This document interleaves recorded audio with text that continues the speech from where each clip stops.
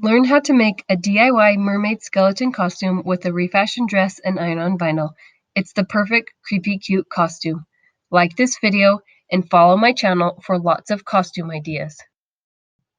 You will need white iron-on vinyl and a pink or blue for the mermaid heart.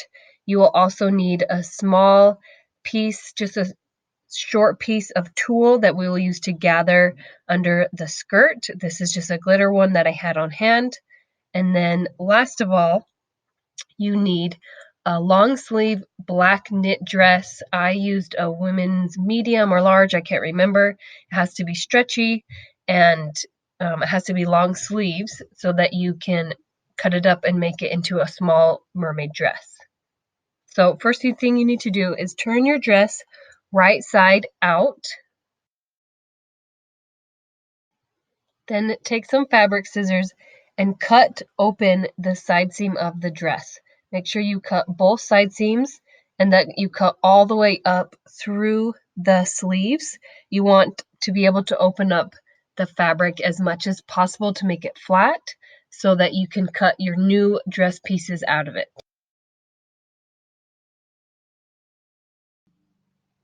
Once you have your dress cut open, layer the sleeves on top of each other, wrong sides together, and line up all the edges. And then I just took the long sleeve of a t-shirt that my daughter has, and I laid it on top of the sleeve, matching up the hem at the bottom and the side. And I drew a new sleeve piece with a piece of tailor's chalk. And then I cut out my the new short sleeves. Make sure that you leave seam allowance, either draw it or cut extra seam allowance when you cut out your sleeves. Then you're going to lay the back of the dress right side up, and I put a pair of leggings of my daughter's and then that same t-shirt on top, just so I could kind of get an idea of how long a maxi dress would be if my daughter were wearing it. And then I drew out the shape of the dress. I started way out. I wanted to have it flare out at the bottom like a mermaid dress, so I started at the knee and went out to the hem and then came up through the body and up around the neckline and the shoulders. I stopped after doing 2 shoulders because I wanted to fold the dress in half to get the perfect to get it even on both sides. When it's folded in half, you can get the sides to be exactly the same. So I folded it in half with the drawing side right side up so I could see it. And I matched up all the edges and seams so that was perfectly lined up in half. And then I cut out the back piece of the dress. Make sure that you leave seam allowance so that your dress won't be too tight. And I reused the hem, but that's the only thing I reused for the dress pieces. Then take the front of the dress and fold it in half. I had some weird pockets on the side that I kind of had to move out of the way so that I wouldn't cut into them when I was cutting the dress. And then I laid my back piece right on top of the front, and I just cut the same piece. And then I went back later and cut a deeper neckline. That's usually the biggest difference between the front and the back of a pattern piece.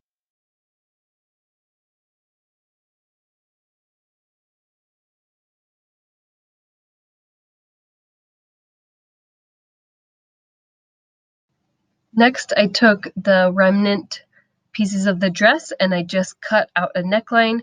My neckline was 2 inches tall and about 13 inches long. It really depends on the size of the person you're making it for. So this measurement is not going to be exact for you. You need to kind of figure out what your own measurement will be. Then I used a Cricut Maker to cut out my vinyl, but you can use any cutting machine. I used a pink glitter iron-on vinyl for the mermaid heart, the heart that has scales in it. And then I did just white iron-on vinyl. I have the cut files available in my shop. It's linked in the description. and it's just a couple of dollars to buy the skeleton mermaid bones and the scales, the heart with the scales in it. So cut out your iron-on vinyl, however, with whatever machine you have.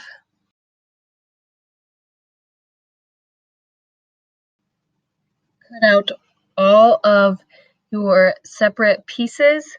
I had to use the short mats and the long mats, and I used a lot of white iron-on vinyl. It was probably 2 sheets of 12 by 24, but I might have even used more than that. It kind of depends on the size of your mermaid. You might need even more than that or less than that if you're doing more of a baby. But you use a lot of white iron-on vinyl, and then, you know, the optional small heart if you want to do that. Then once you have it all cut out, you need to weed all of your pieces. So I have all my bones that I've already weeded. Here's the heart with the scales in it.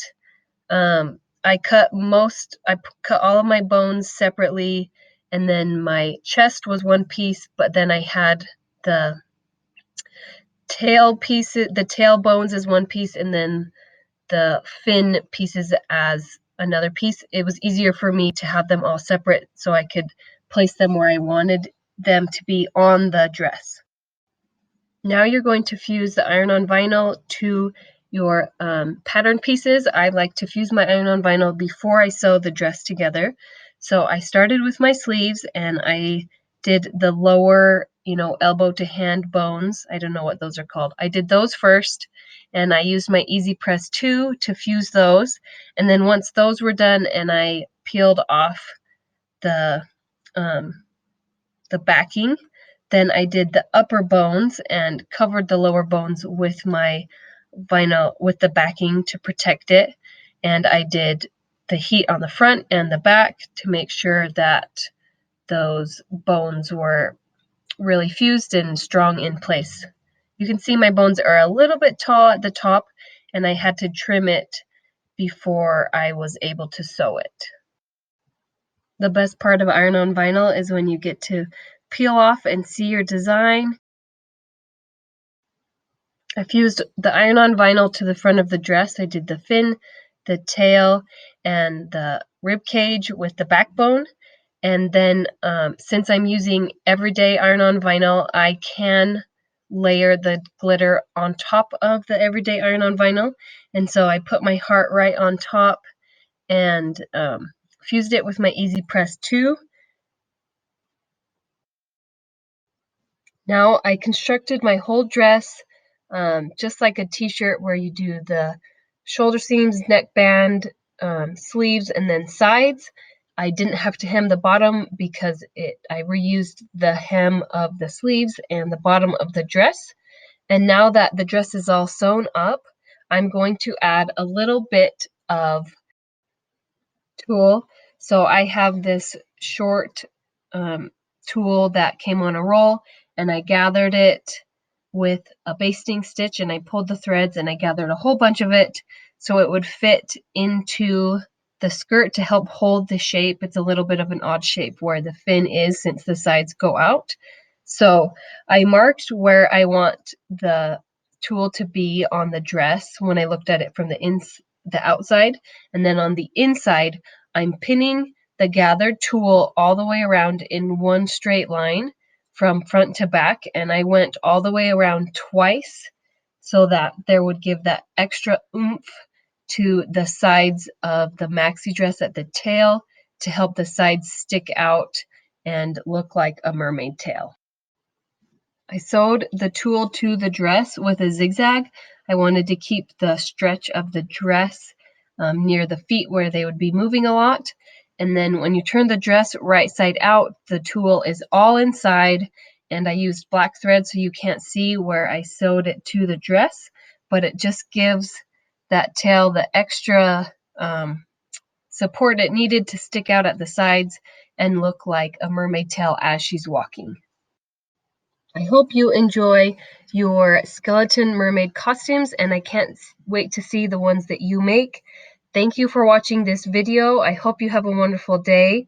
I would love to see you or what you make using my other videos, please share them with me on social media.